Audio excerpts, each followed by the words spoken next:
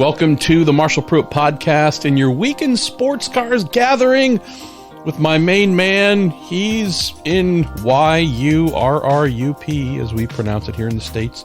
Europe. Europe. Good old Graham Goodwin, editor of dailysportscar.com. Comms man, voice, face, and just cheerleader of all forms of European endurance racing, whether it's WEC, European Le Mans Series, Asian Le Mans. He's everywhere. That's our guy. It's 11:21 p.m. Just called a mighty ELMS race. Portimao, is it, Graham? It is, yeah. Hey. Fabulous race. After dinner, a very late dinner. That's how much Graham loves sports cars. I do as well. Granted, it's only 3:21 p.m. here on a Friday, but nonetheless, this is not a Flappy Gums episode where just you and I run our mouths until we get tired and turn the podcast machine off. We have actual questions from actual listeners. Right. Our dear pal Daniel Summersgill put all them together for us. And I can say, as we occasionally have, Graham, we are performing this episode to an audience of one. Say hello, everybody, to our cat, Rocky. He just had his kibble. Yeah, rock and roll. How you doing, buddy? He who often walks across the desk and or my chair and puts his butt in my face and does all kinds of distracting things. Well, Rock is taking a nap here in the sun. So we have one spectator, Graham, so we better make him happy. But let me say a very quick thank you, as always, to our show partners, long-standing show partners at Cooper Tires, the Justice Brothers. And yes, that's right, our original show partner with us now going into what? I think year 7 next year, whatever it is. Many years. 95 years. Yes, exactly. Signed on back when the world was black and white. That being TorontoMotorsports.com, of whom I got to spend some time with Graham at Motul Petit Le Mans. Oh, yes. Excellent. They are having a bit of a going out of plaid sale, since they represent the mighty Pfaff Motorsports team, sell all manner of Pfaff plaid Porsche merch, and with our pals at Pfaff moving to McLaren next year.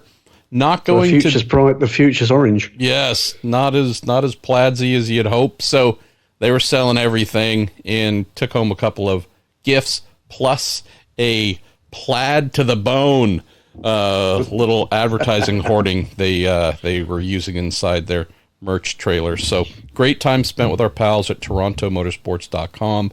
Pay them a visit. Motorsports memorabilia, the kind you actually like. So, hey, we got a lot of questions, mostly coming out of last weekend's Motul Petit Le Mans.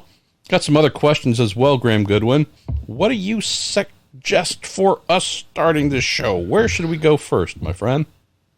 I think we should dive straight in with what was absolutely the moment of Petit Le Mans that generated most of the comment that I certainly saw coming out on social media. And that comes initially, the question comes from Mark Whiteleg, and he says, MP, thoughts on the incident between 31 from Action Express and 10 from the Wayne Taylor Racing incident from both of you. Should it have been a penalty for 31, or was it a racing incident? What think you? Oh, boy. Yeah. So I would probably need to clear my hard drive to have all the recording space as necessary if we went into all the angles. There were two drivers who were completely wrong in this scenario, Graham, and only one driver was right. What do I mean by that? Oh, boy. Okay, so as quickly as I can. Pippo Durrani, driver of the Whelen Engineering Cadillac V-Series.R GTP car, 100% in the wrong for his treatment of Philippe Albuquerque in the number 10 Wayne Taylor Racing with Andretti Acura ARX 06. This was 100% Pippo Durrani's fault. This was also 100% Philippe Albuquerque's fault, if he was aware that Pippo was driving that 31 Cadillac. The only driver who was blameless in all this as well It's Philippe Albuquerque. So, couple things here. And this is where this is far too complicated. Far more complicated than it should be, Graham. Young Mr. Durrani has behaved like this before. If you place yourself in a position where he can use up all the road and therefore use you up, whether that's you just flying off the racing surface and losing some time, or potentially falling off track at a high rate of speed and hitting something and having your race effectively be ruined. He has proven in the past, more than once, actually on enough of a frequency, Graham, to where it is fully expected. This has happened enough times to where, for reasons unknown, it has not been halted. There's been no, that I can recall, harsh penalty corrective behavior applied to make this young man think that he cannot do this. In fact, I believe it's the opposite. This type of maneuver by Durrani has happened so many times, and without sanctioning, and with sanctioning, if you do something that the majority of the rest of us would say is not right, and there is an authority figure there to judge, and they do not say that behavior is incorrect, and here is the penalty for behaving in such a way. If you do something that the vast majority of folks would say is not right, there's the equivalent of a judge there to say that is correct or incorrect behavior, and routinely there is nothing said that it is incorrect and here's a penalty. You can understand how the person acting in such a way would be emboldened. Hey, I've done this many times. Nobody drops a hammer on me. Guess they're okay with me doing it. You then look at someone like Philippe Albuquerque, who, here's the crazy thing he tried to do, Graham. In a professional motor race, where a change of position would potentially deliver a championship to his team in the waning portions of the season finale, he went into a corner side by side with another driver and tried to pass that driver. What a crazy concept. Being sarcastic, obviously, but I think that's maybe the number one item that was lost in all of this, and the part that frustrated me. Well, he should know better. True. If he is electing to go around the outside of Pipo Derani in that number 31 Wheel and Engineering Cadillac, yeah, I got to admit, this is a questionable move. If he was unaware it was Pipo, everything I just said, forget it all. If Jack Aitken or Alexander Sims happened to be in that number 31 car, Pipo's teammates, I am not worried about the 10 car and the 31 car navigating turn 1 at Road Atlanta, fastest, scariest corner, and both cars coming out in a healthy and clean manner and continuing to race. It is only with young Mr. Durrani where serious concerns about the car on the outside of the 31 would be able to come out of that corner intact. So this is a known concern to hold. If Albuquerque, who was shaken up, taken to the hospital for evaluation, released, I believe he said his back was hurting and I think his hand or wrist. But if this is something he willfully did with an hour to an hour and a half left in the race, whatever the exact amount of time I'm forgetting, that was a big and known risk. I've said elsewhere, this is a dog that is known to bite, Graham. And if you know this dog bites and you still feel compelled to reach your hand out to pet the dog and it gets bit, can you really be mad at the dog? We know the dog shouldn't do it. We know it, right? But nonetheless, if you know that bite is awaiting you, if you put yourself in a position to allow yourself to be bit, that raises some pretty serious concerns. Nonetheless, biting should not happen, should not be sanctioned. There should be corrective behavior applied. So biting no longer happens. But in this instance, we know with this particular dog, you go around the outside, you're going to get bit. So do you blame Albuquerque? Yeah, if he knew the risks he was taking, and they were very low percentage possibility of coming out clean on the other side. But how do you blame a guy, Graham, for doing what you're supposed to do? This is a motor race, right? A professional one. Won this specific race with the checkered flag again, not too far away, 8.5, 9 of the 10 hours are gone. Yep. If he moves that 10 car in front of the 31 and it stays there, they win the championship. Instead, the 31 car, that team won the championship. But isn't this what motor racing is supposed to be about? Hi, I've gone around you. I'm trying to go around you. I haven't hit you. There is adequate space for both of us to go around the corner. You have chosen to remove that room and more. There was contact, right?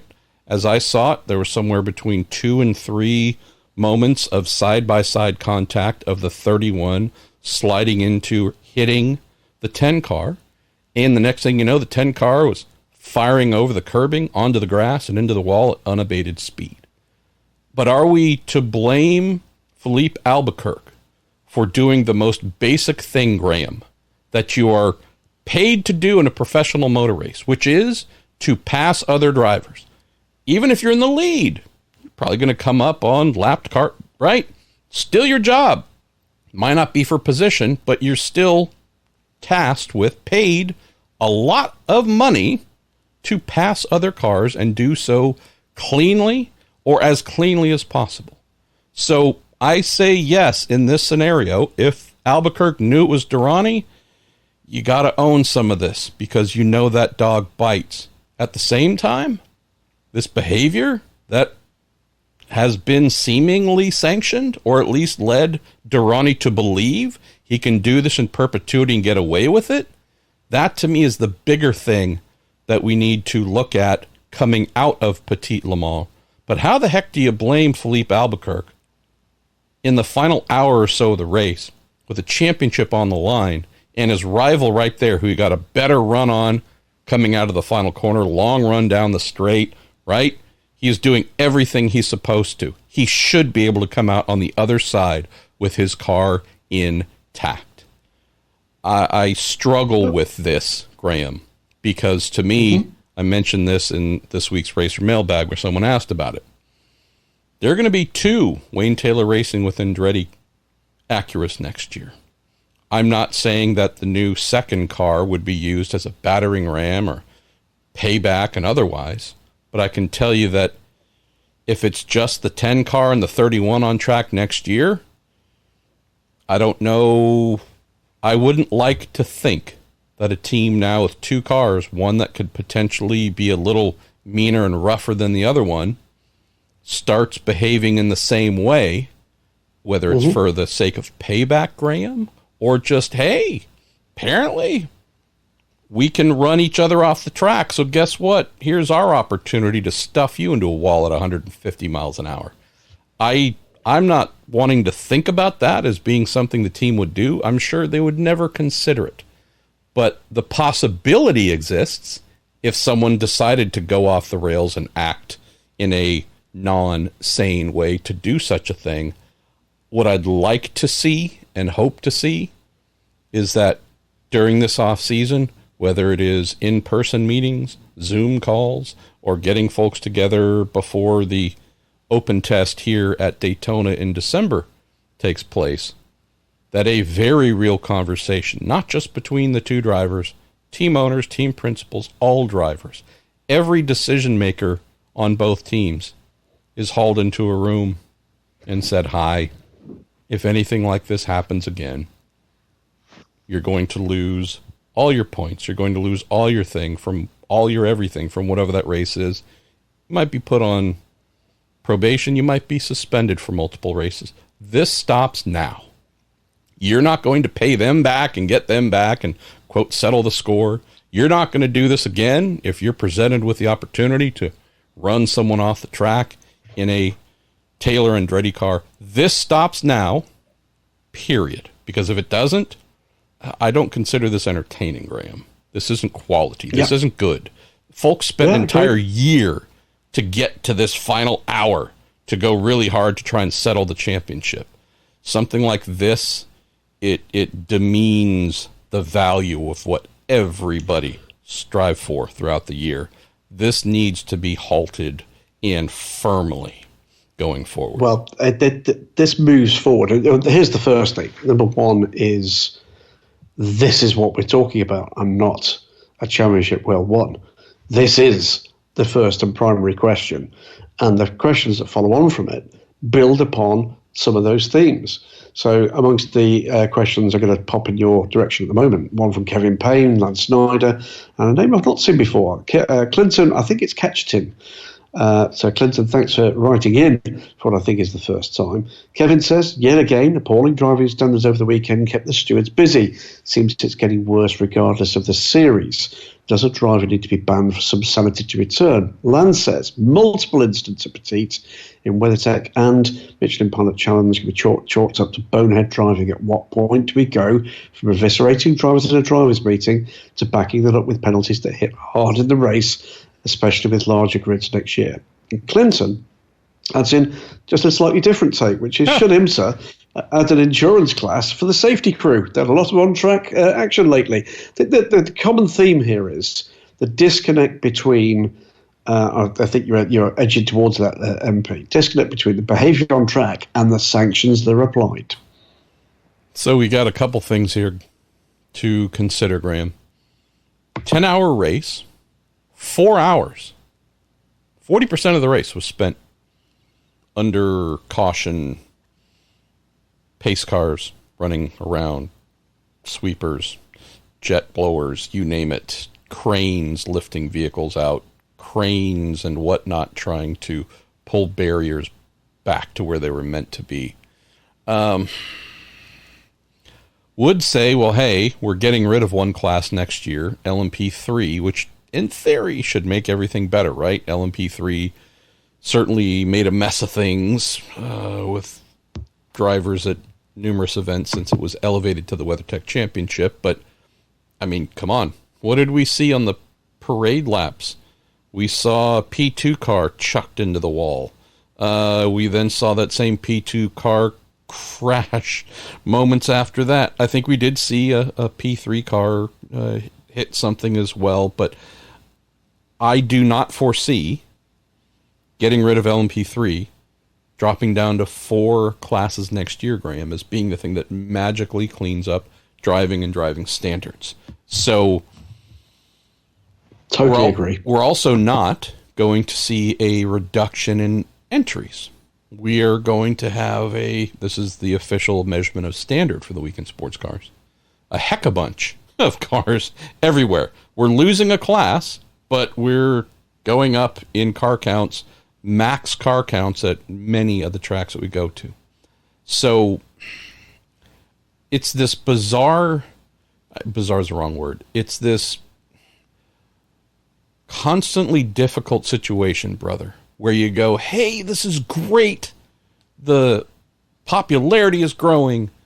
Teams are having all kinds of folks ring up and say, hi, we want to run a car, want to pay to drive it, got a sponsor, got a whatever, could you do an extra car, could you do with this? There's a lot of business being done in the WeatherTech Sports Car Championship for 2024, and it is phenomenal. We also know that in the top class, by and large, we're going to get pretty good behavior from the GTP drivers, right? All factory pros or close enough with the privateers, as we have more privateers coming in.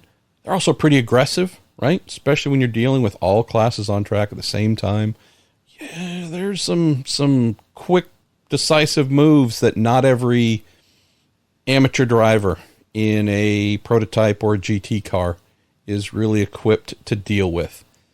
You then have a scrutiny that I think beyond using metals to rate folks, gold, silver, bronze, platinum, lead, whatever else.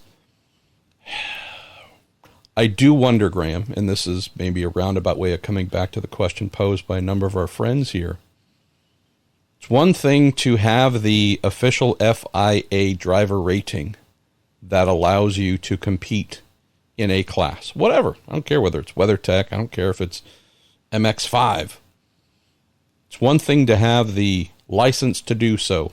It's another thing to have the experience, situational awareness, and talent to handle being in a car that tops out, if we're talking GTD at wherever, that at 168 miles an hour on whatever straight, and deal with 2 or 3 GTP drivers wearing each other out, firing down that same straight at 195, and weaving in and out and cutting right in front of you and then jamming on the brakes at the last second because the last thing they want to do is get caught up behind you.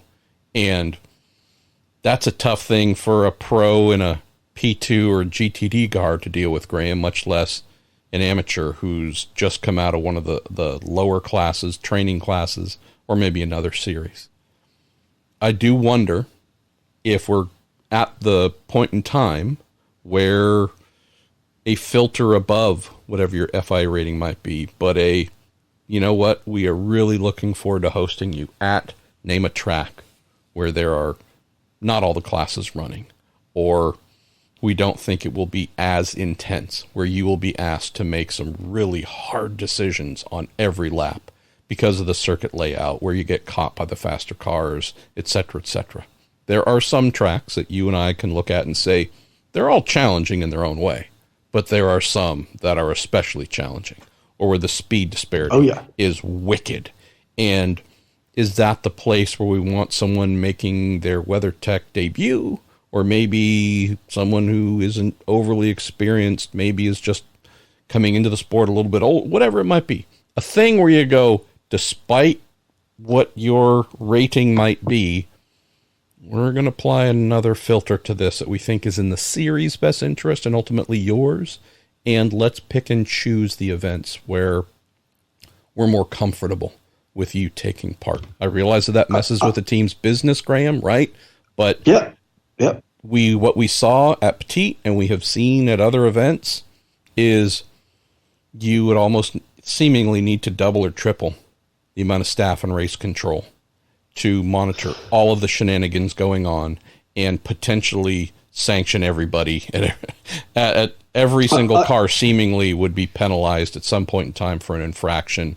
What do we need to do to improve the overall quality so that we don't have to double or triple the amount of staff and race control to make this field like FBI field agents run amok trying to investigate everybody at all times? I think there's all sorts to unpack here, isn't there? I've said it before on this show, and I'll say it again now. I think we are at the stage where, with some of the driving standards we've seen, not always, by the way, from the amateur drivers, but sometimes from incoming pros, that there needs to be a standard applied. I completely understand the difficulties for professional race teams in finding the right quality of people across busy and deep seasons to help make the business work. I get it. But the same applies to every other team on the grid. And if you've got someone who is not of high enough quality, you're putting their investment at risk. So my solution, pretty simple, really, is any new driver coming into the multi-class environment at the kind of level we're talking about here. And that sort of starts with the kind of race series that I've been at this weekend and will remain in the next couple of days for the European Le Mans series, LMP2, LMP3, this year GTE, which is if you're coming in and you're coming in as a non-professional driver, a rookie test should apply. We do it for Le Mans. We should be doing it for these other circuits. What does that rookie test look like? Well, there's older and wiser people than me in this business, but it might, for instance, look like a set number of laps in a test session at the start of the weekend that need to be completed at a predefined pace, without fault, without track limits, and obeying the race director's instructions for that test. It might be that. It might be that if you're a professional driver, that this standard is slightly different than maybe fewer laps, whatever.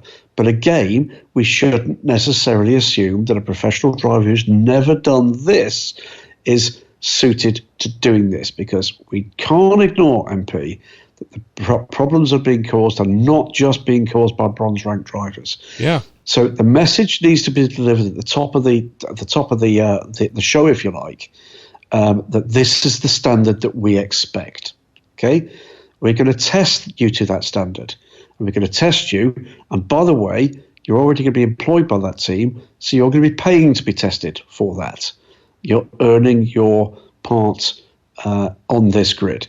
That, to me, is the starting point that makes it easier for the stewards, for race control, to apply sanctions against that standard. If they don't, either they don't apply the sanctions, I think that's been often the criticism we've seen of late, or that those standards appear to be unclear or unevenly acted upon, then you're quite right. You can only expect what's going to then happen, which is people are going to try and push that envelope. We have seen it. It's not just in the IMSA WeatherTech Sports Car Championship. The European Le Mans Series this weekend been pretty good, actually, so far. We've had a race unusually on a Friday because we lost a race earlier in the season, so we've got a double header.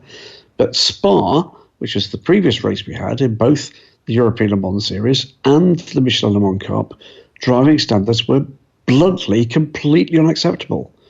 And some of the sanctions that are applied in the cases of those behaviours being unacceptable are not acceptable either. Seeing a amateur driver punted off the road deliberately, it seemed, by another amateur driver, unacceptable. And by the way, that should not be a drive-through. That should be something significantly more than that. So maybe this is the next big thing that needs to be thought through. We're very good at thinking through things and coming up with complicated rule books and complicated ways of balancing this and managing that.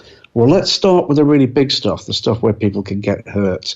And at the very least, that their major investment in the equipment, the ability to come racing at this kind of level, is damaged as a result of other people's poor driving, lack of luck, etc. It's not always deliberate, but there should be a message delivered that a standard needs to be applied. It needs to be applied for sporting reasons and for reasons of simple safety. We've become very complacent indeed. The cars that we enjoy watching, MP, can survive massive impact. You spend the other part of your time in a part of the sport where we've not been as lucky in recent years. And that leaves a bit more than a bruise. Time we actually started to step away from success being judged simply by how big the entry is and started to look a little bit more at some of the qualitative sides of it, including driving standards and the safety standards that apply in those cases. That's where I sit, and I think it's an easy fix. I think the message needs to be delivered. It's not just about you bringing quantum, amounts of dollars, pounds, or euros to assess your value. Your value is about the standards you apply to yourself and to others on track during this racing. It doesn't mean you can't race. It doesn't mean you can't make mistakes. It does mean that poor behaviour or persistently poor driving standards need to be acted upon. Yeah, totally. All right, let's see. Here's one I'm going to throw back at you, and I don't know if you followed all this or if you were busy, but our pal Right Turn Lover says, what's your take on Lone Star Racing pulling off at the end, the final lap of the Michelin Pilot Challenge race, demoting Rebel Rock Racing in the NPC Championship in the process? He says, technically, by doing that, they elevated Turner Motorsport, but I don't think that was their motivation. Was it artful revenge or wrongdoing or unsporting behavior? And I'll just mention, Graham, before you answer, you know who I sat across from in the media center? Your friend and mine, also Rebel Rock PR rep. Declan Brennan. He was really happy. What was his to me? Oh, he was super happy.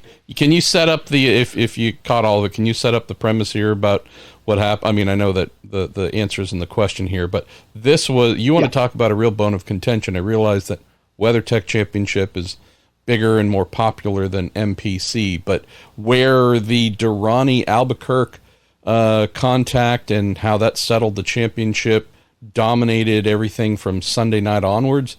Oh, there was 24 hours from Friday afternoon on of, can you believe what happened here?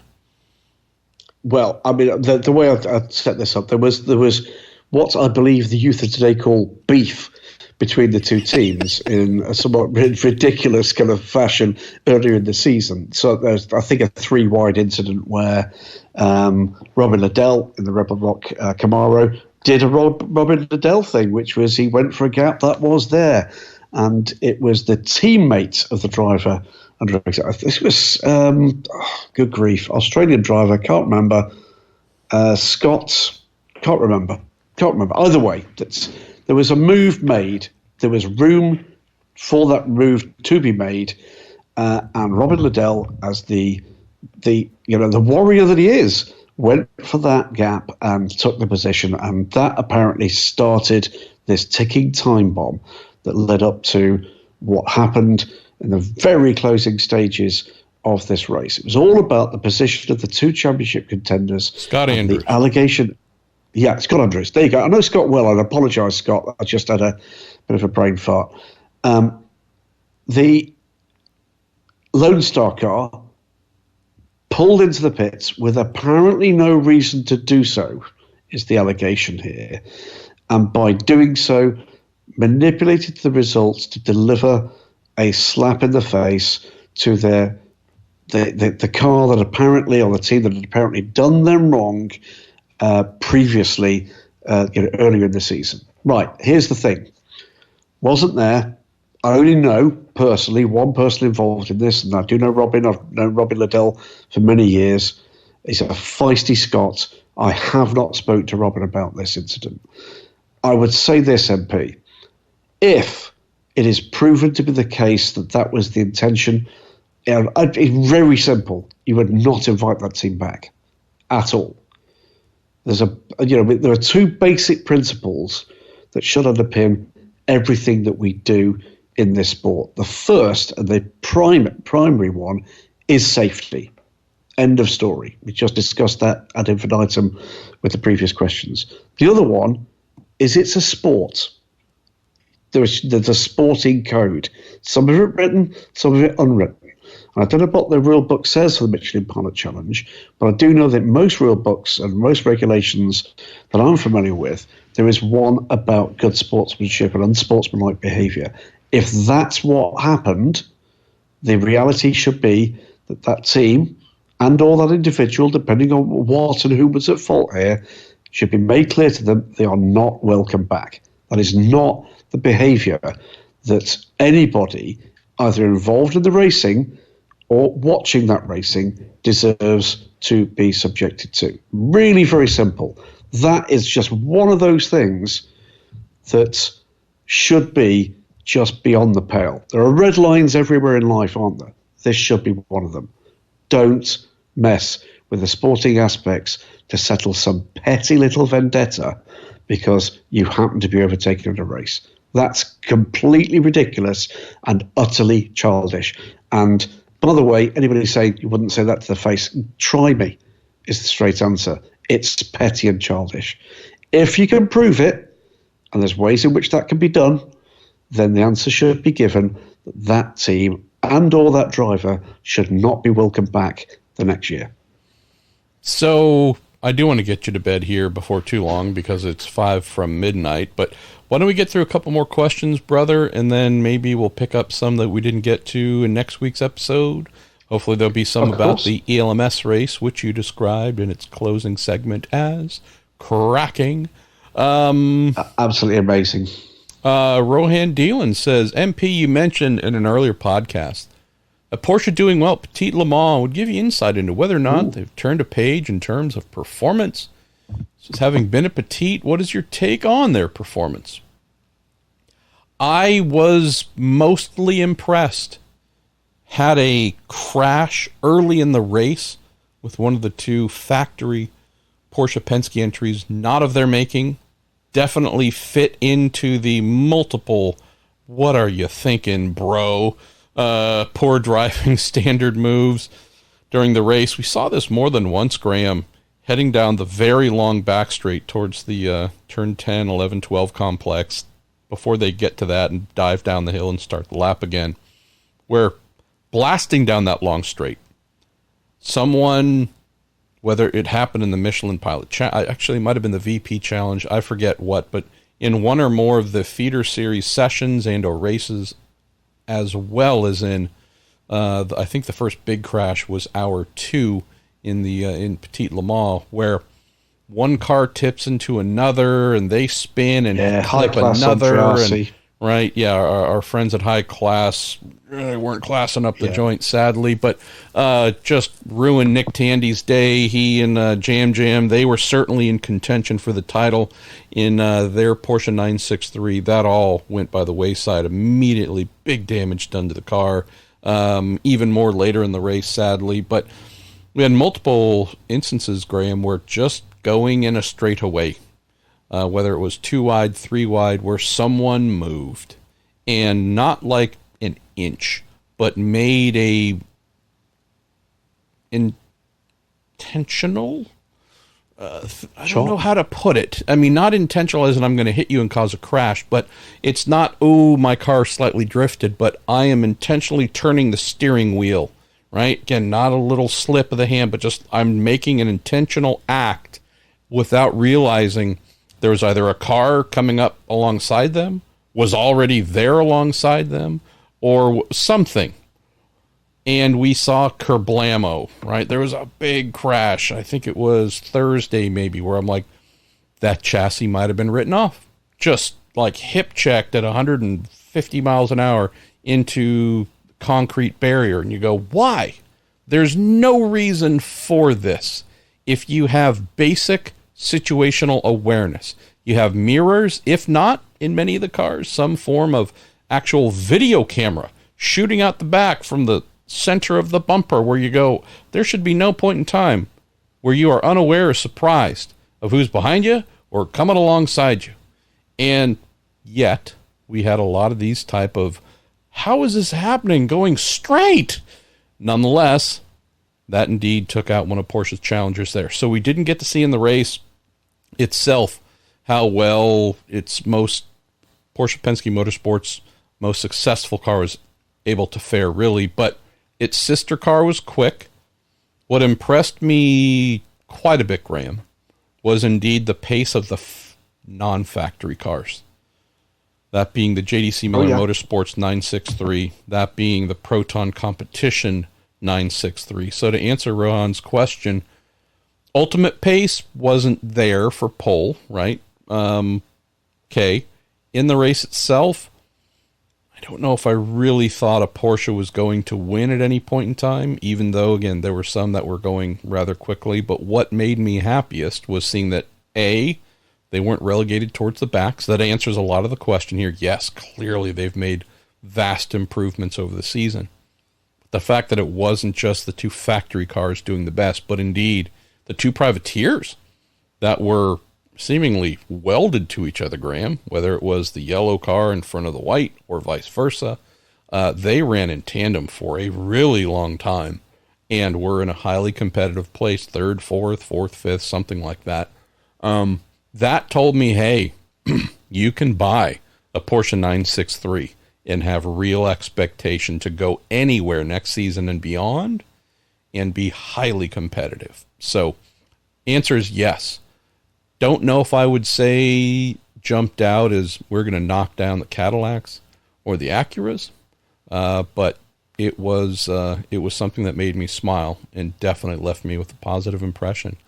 Hey, got a couple quick ones. Just a quick moment on that, actually, because obviously it brought Proton Competition the first podium for a privateer-run GTP/hypercar. That's a fantastic result. I had a good conversation with a couple of the people involved in that at Portimao, because they're here racing in LMP2 and in the final race weekend for GTE in Europe, just Bahrain to come in WEC.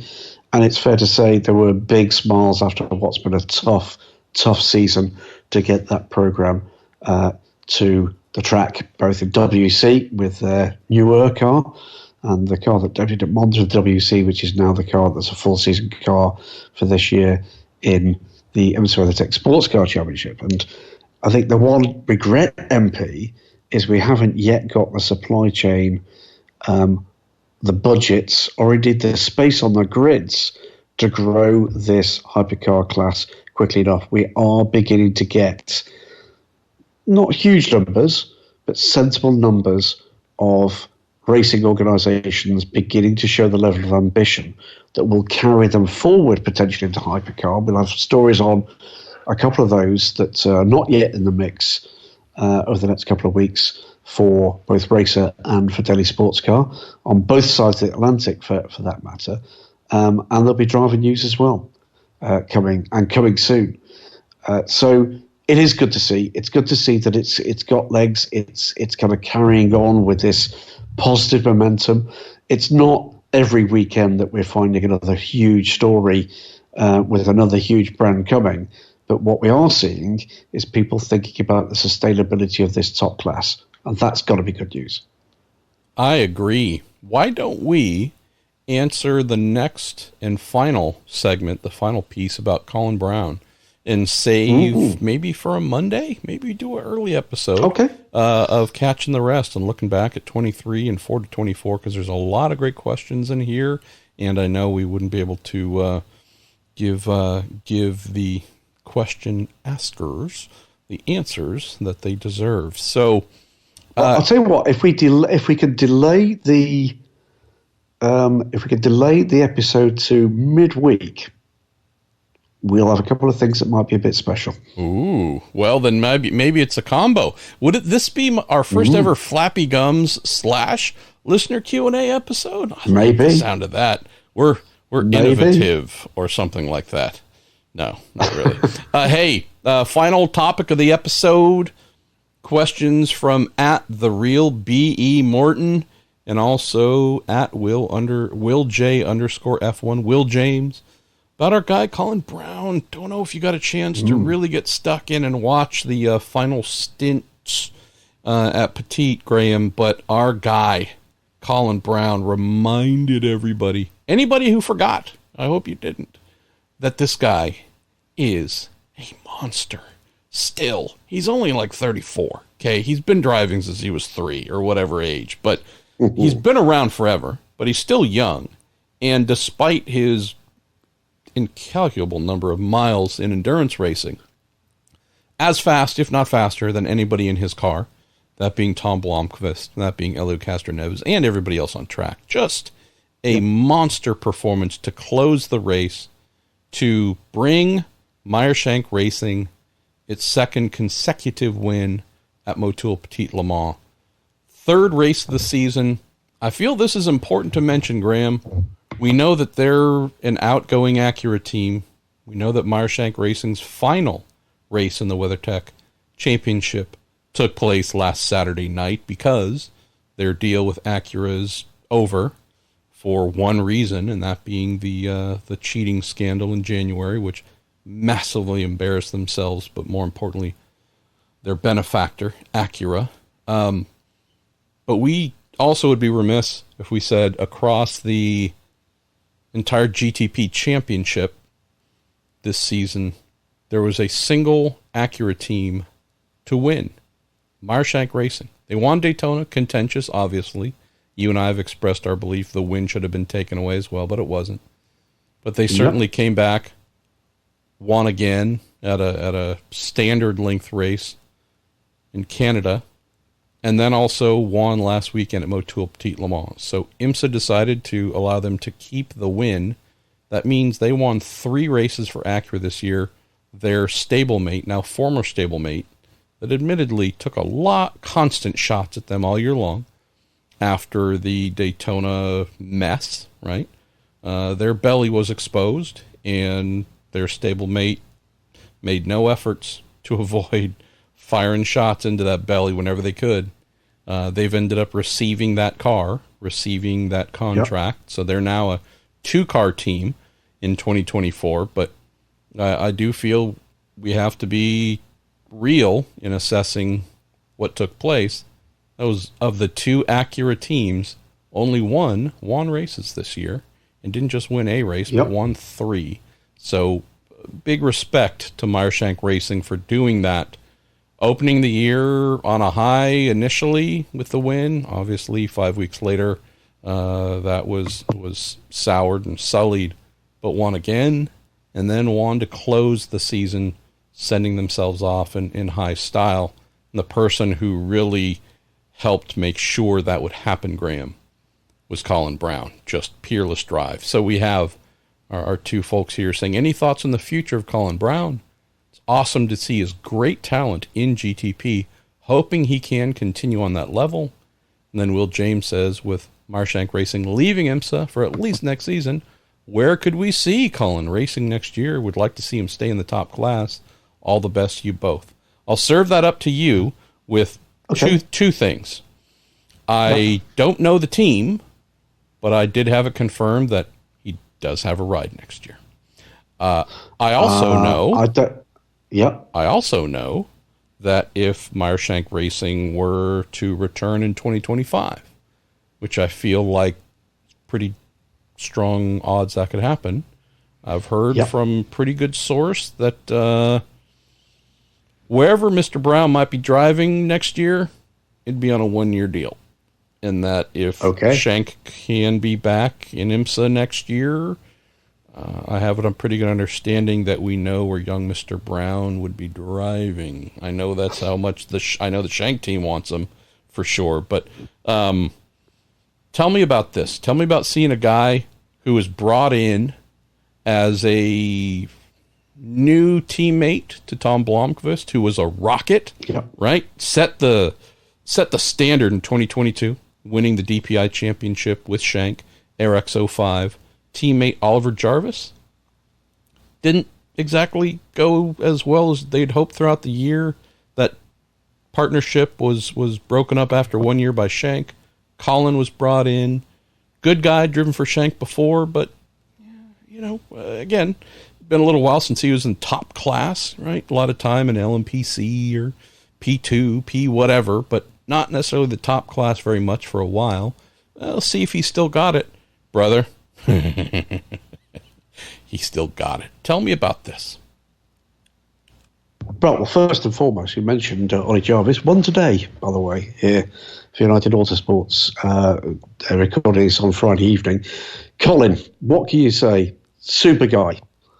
Truly lovely guy, for starters. And that pays dividends as well, but not as many as if you're an absolute rocket ship behind the wheel, and safe and a rocket ship behind the wheel. What can I tell you? I hold him in the highest regard, without a shadow of a doubt. I'm delighted to hear that he's got a ride for next year. Will say this without giving detail. We've not seen the last of him this year either. So he will have at least one more program, even before we get to the IMSA WeatherTech Sports Car Championship next year. He's replacing Sergio You'd like Perez to think at Red Bull. Almost certainly.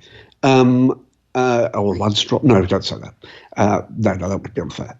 That you'd like to feel, wouldn't you, that people across the sport recognise talent and quality. And Colin's got that in spades. His time with Core Autosport, great gig for him. Team that loved him dearly and showed absolute loyalty to his loyalty, which was a wonder to behold. I'm delighted that, here he is in his mid-30s now. Still think of him as a kid, which is ridiculous, but I do. And he's there with a second wind in this brand new era. And great to hear that Meyershank actively looking, we know, for a 2025 program in the top class, continue to hold him in the highest regard, the high regard they and the trust they showed in bringing him on board with what for them was a hugely important program. I think he paid back that belief absolutely in spades. Amen. So look forward to hearing where The new father will land. Congratulations to he and his wife, by the way. But yeah, the world would not be right, Graham, if if Colin did not land in a proper place. So, yeah, the world is right. So why don't you, as you so finely and keenly do, why don't you take us home? I will do. I'm going to answer one quick question as we go there. Comes from Otter FR. What's keeping Mercedes from entering hypercar? Ambition, I think, is the answer there. But we'll move on and say thank you to everybody that's written in with these questions. We will recycle some of these for or early next week or middle of next week episode, and we'll come up with a slot for that. But I'll tell you what I'm going to be doing off air next week, MP. Thanks to Daniel Hansel for pulling these together and doing it so quickly and so expertly once again. Thanks, of course, to Cooper Tyres, to the Justice Brothers, and to TorontoMotorsports.com for their continued backing of these endeavours. Thanks, of course, to you, MP, in what I know has been a very busy time for you. And thanks to the listeners for continuing to support the Week in Sports Cars. It continues to be a joy. We are getting back to a period of time where it's a little easier to keep this sort of timetable. This has been the Week in Sports Cars, as always part of the Marshall Pruett podcast offering. He's been Marshall Pruett. I am Graham Goodwin, and we will speak to you next week.